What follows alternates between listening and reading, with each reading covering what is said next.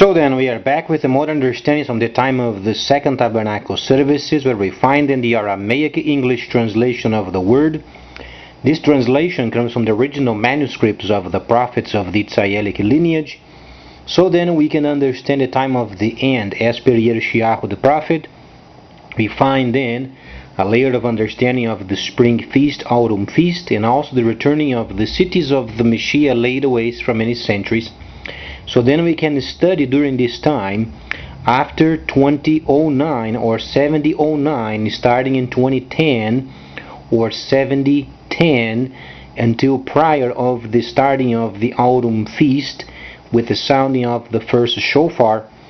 Then we are establishing then during this time the importance of the understanding of these holy instructions, because they are not the same as the Greco-Roman translation. So let's understand then for a bit the frustration of so many people throughout the decades and centuries, because they were given the wrong instructions.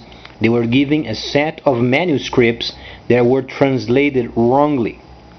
Let's understand then from where we can gather at the moment regarding then the Yitzhaelic lineage, and then we can read these from the Hebraic lineage and then understand what the Messiah has in mind. So far we understand from Yershiyahu the first holy city is going to be on the land of Cush, modern Sudan.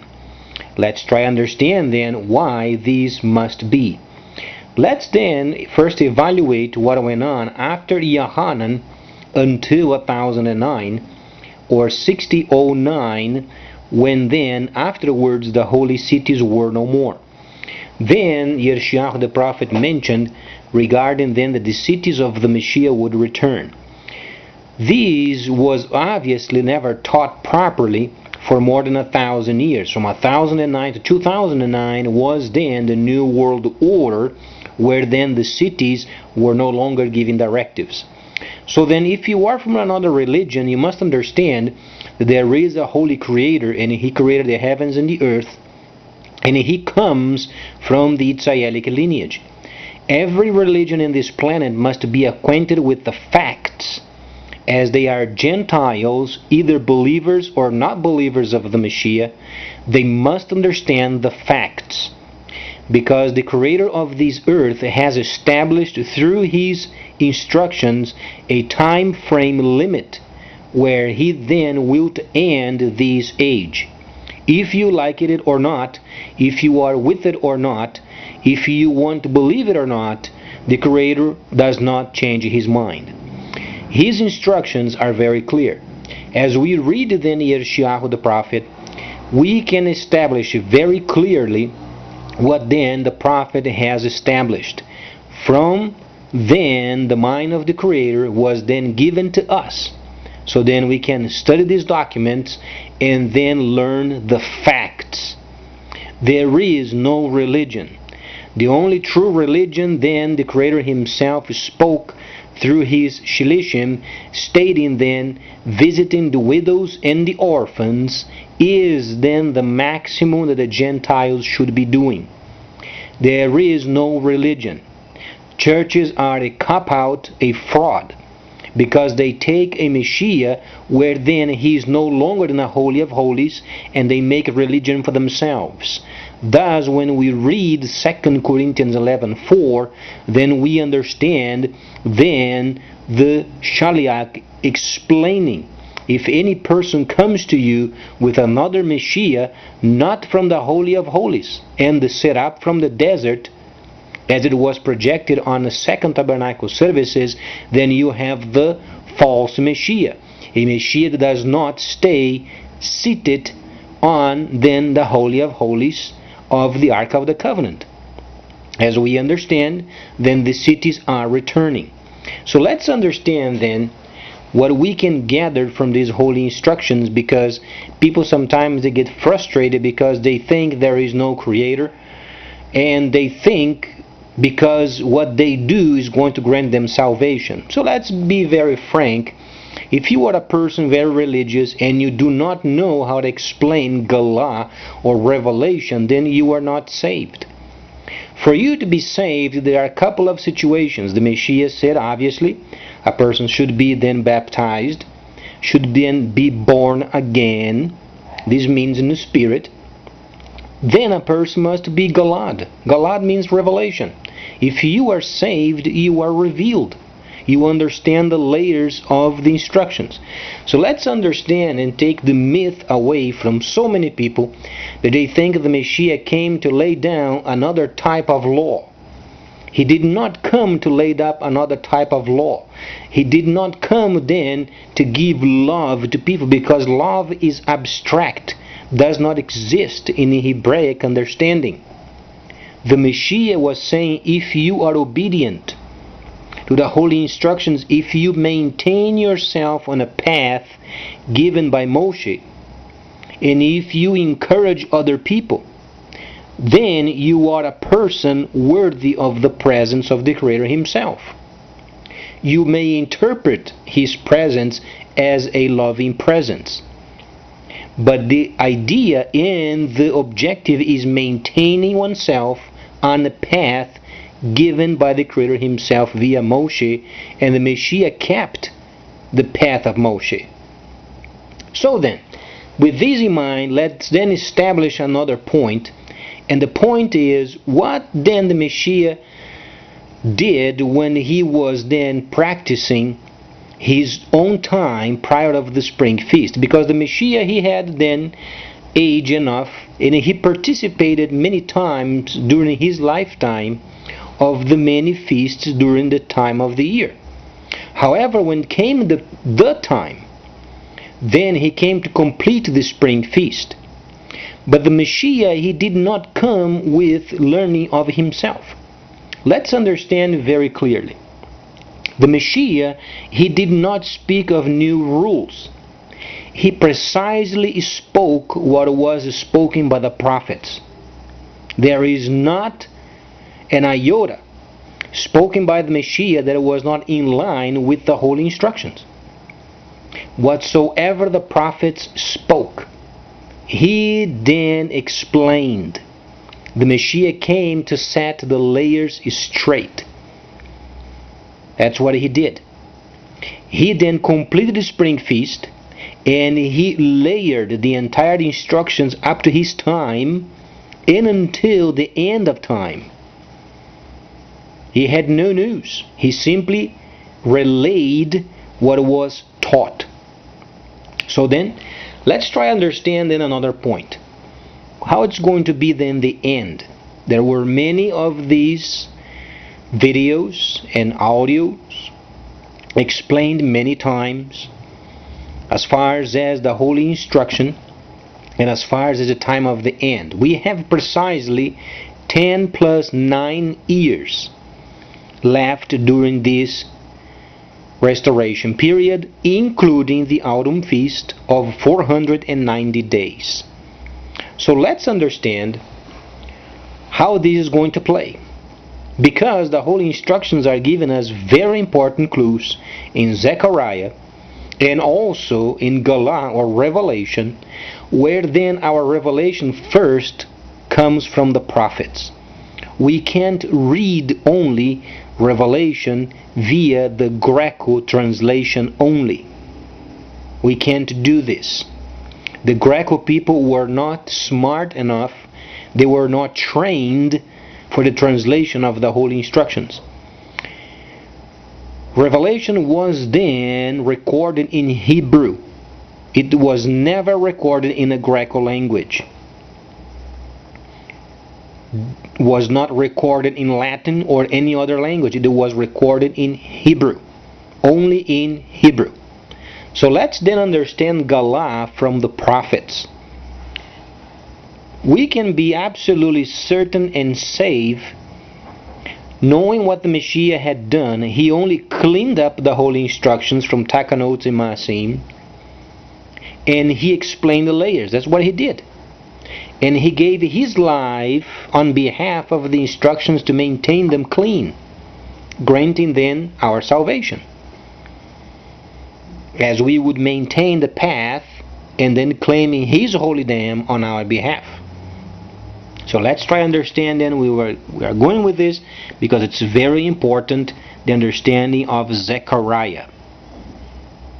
Zechariah was extremely important prophet, and then he spoke many words, and some of them are very interesting because we can study his holy instructions that came from heaven, and at the same time acquaint ourselves of what's coming.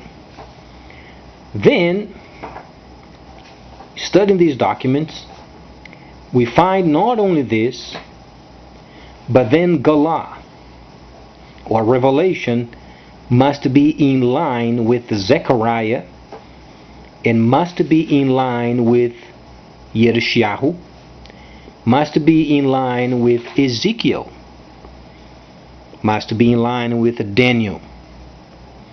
If it's not in line with these prophets, plus other instructions, then we do not understand Gelah. So let's then understand, if you do not study the prophets, you waste your time studying the Greco translation of Revelation. It's plain and simple. You can't study Revelation only in the Greco language. You have to understand what the Messiah explained regarding the existing layers from the prophets.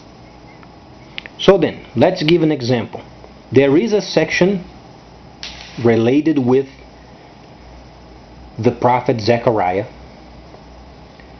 where then he mentions on the 5th chapter, you have an understanding of then those flying megilahs. Let's try to understand what these means. We have a couple of situations. Ezekiel, the 37th chapter, gives us a very important point as far as the couple of sticks of authority. One of them is granted for Yishmael, the second for Yitzhak. You have then the king of trade, and you have the king of salvation. These are together, forms the whole regarding then the anointing of Ibrahim. It's very simple. What can we understand of Gelah as far as the combat of the end? We understand later the nations will gather together, and then they will obviously go against the holy cities. They want to destroy the holy cities, understandably. So when you understand then these factors, you have to understand also there are combat plans against the sons of Yishmael. The existing translation of the Gelah from the Greco translation does not include the writings of the combat plans against the sons of Yishmael. It is lacking. This comes only from a section only. The Greco people did omit because they were ignorant. It did not make any sense when they were translating the documents. They simply left those areas out because they thought there was only a city, there was only a focus, there was only a place where the Creator was found, and the place was Israel, Jerusalem. So much so that they did not translate cities, plural. They did not understand the first menorah and the second menorah, the first tabernacle service and the second tabernacle services. They did not understand. So then when the translation came regarding then the combat plans against the Yishmaelites, they left out because it did not make sense at the time. Let's trace this back then and find our true understanding from the prophets. Then we read Zechariah, the 5th chapter. Let's understand then what went on. Zechariah, he's then given these holy instructions so they can become aware of this situation. And for these, we have also to make a reference regarding then Yershiyahu, the 21st chapter. Yershiyahu lived first, Zechariah lived after.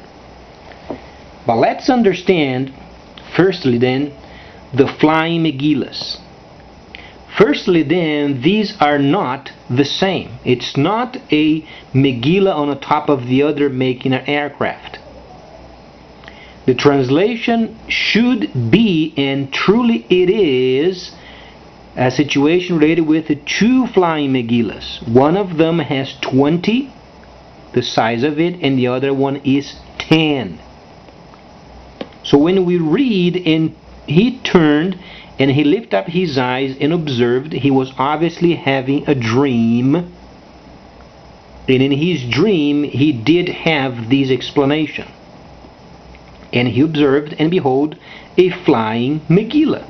And he said to me, what is that you observe? And he said, I observe obviously a flying megillah with the lengths of. But it's not a flying megillah, it is then a set of flying megillahs. Couple of them. One of them of 10 cubits, the other of 20 cubits. So let's understand where this is going. When you then stop the understanding from there, then you flip to another layer. Yershiyahu, 21st chapter. Then he speaks of then the burden of Arabia. Let's try to understand the burden of Arabia, and then the word related with the sons of Yishmael, so then you can read and understand then the vision in this section of the Holy Instruction. Because it does state the Kedar. Kedar are then the sons of Yishmael. So it speaks of then the burden, or then the ending of the sons of Yishmael, because they did not maintain themselves then in relationship with Yitzhak. Let's understand where this is going. At the same time, the Messiah spoke in Gelah chapter 1:8, come out of them, my people, so you won't be destroyed with them. He's explained that he's coming a combat, destruction, for not maintaining its loyalty. The same time, the sons of Yishmael, they must be linked up with the Messiah as Gentiles in doing what the Messiah told them to do. Though they were granted the area of caravans, as you read, the chapter explains very simply the burden of Arabia in the forest of a desert. Is explaining the desert. And you shalt then stay caravans. So then explains the very purpose of the sons of Yishmael, and that is trade. And they will receive their authority of trade. Up to this point is explained. Then those who are only consumed by trade and they neglect the relationship of the second son, Yitzhak, as salvation, then they will to be also destroyed. This leads us with a couple of situations. You find then Gog and Magog. So what is the link with these couple of mountains? What is the link of Gog and Magog? What is the link of the projected time during the prophets and the projection of the future, since you are speaking of restoration? There is nothing new except the replacement of those places with our existing time. Who is Gog and Magog? United States and Israel. Very simply. How do we make these projected then regarding Yershiyahu chapter 21st and Zechariah the 5th chapter? It's very simple. These are bombs, atomic bombs. Very simply, the 20 cubits is obviously related with the United States. If you read then down the 11th chapter, you find then later the United States retrieving from the world and the wrath against the covenant, bringing the end of the world. Israel also being angry with the sons of Yishmael, thus the Arabia. What can we understand as far as the 8th chapter of Gelah? Then Yohanan saw a star. It's not a star. There are a couple of stars. You find these in the original of the Hebrews. These must be in line. You have to have the understanding of who is Yishmael, who is Yitzhak. Yitzhak is going through a combat zone. So also is Yishmael. So the battle or the combat plans, they are related with both. However, one of them is related with tabernacling, the other is related with trade. As the sons of Yishmael are not loyal to Yitzhak as tabernacling, they will be destroyed. Let's understand where this goes. Because not only this, then Gelah is then cleaned. We understand it's not only a bomb, but a couple of bombs. You find United States and Israel always together. You find one of them is the larger, the one is not. Though they are evil. Why they are evil? One of them because it's the extension of beyond the time given, as the king of Babylon extended his kingdom by then erecting a statue entirely of gold. The United States is the despised one. But then they make a link with the priest of the covenant that makes desolate. Meaning, both of these countries, they are going to try to establish the third temple. The third temple is the abomination that makes desolate. Because it's an abomination. You can continue sacrifices from an era where then sacrifices were abolished. Because the Messiah is on the Holy of Holies. And their union brings then Gog and Magog. Do you understand? So then the larger bomb is then released by the United States on China, thus destroying a country that started trade. Then you find the second bomb of 10 cubits released by Israel on Arabia. Then you understand why then the crude petroleum then went to the sea, and then the third part of the oceans were then obviously consumed or destroyed, or the ocean then died. Now it makes sense. So you have then combat plans of the sons of Yitzhak, and you have combat plans of the sons of Yishmael. So then, Gelah from the Greco translation is not reliable. You have to read the content and the context solely from the prophets. So then each of them, when they spoke of the time of on that day, you find always related with the first son, the second son, half of the anointing, making a whole. Then we understand. So when you read Gelah from the Greco translation and then you try to translate from the Greco to Hebrew does not make any sense.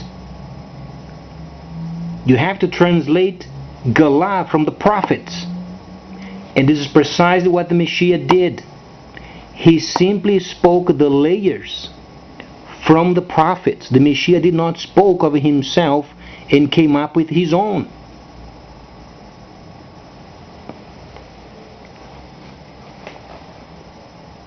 So then these then places us in a very important position, because not only we understand the time is coming for the autumn feast, but then the Gentiles related with Yishmael, or the first anointing, they also will to have their combat coming towards them.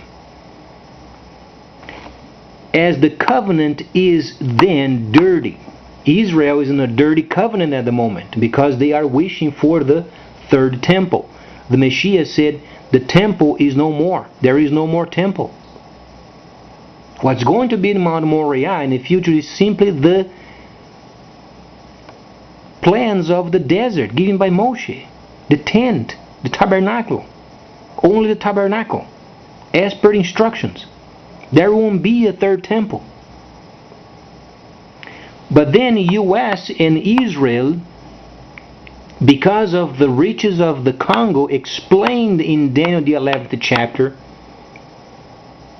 and after the first holy city is set up on the land of Cush in Sudan, then because of the riches and the importance of those rare materials for the building of the main computer, they are going to try to join themselves in deceit against the covenant maintaining the vision. The vision is the second tabernacle services, restoration period, completion of. Then we understand later when the plans of US and the plans of the dirty covenant, US and Israel, when they get frustrated from, then each of them are going to release a bomb. One of them is going to China, the other is going to Arabia. So then when you read the 8th chapter, then you will understand. How could have the mountain of oil? The prophet said, as it was a mountain of destruction, a mountain of fire. Zechariah the 5th chapter gives you then the 10 cubits long bomb that's going to be then released on Arabia. Then you find the 20 cubits released on China. And then was a bomb released on the springs of water, meaning land. This truly gives us a huge opening for the understanding of the instructions. Understanding then there is the sons of Yishmael, the sons of Yitzhak, each of them with its own combat plans against them. Yershiyahu the prophet has the entire scenario, so then we can understand these instructions as the Messiah spoke of them. He simply cleaned them up and he placed them in the proper order. So then when you read Gelah, the 8th chapter, you find yourself then as it was a mountain, a burning mountain. It is the bomb released by Israel on Arabia. The second is the bomb released on China. Thus then the springs of water. And then comes the spiritual combat, and then continues on until the end. Now we understand how it's going to be played out. So please stay tuned, much more coming up, because Yershiyahu the prophet, as we then dismantle sections of Yershiyahu, then we have more details of the reasons for these step by step. So please stay tuned, much more coming up.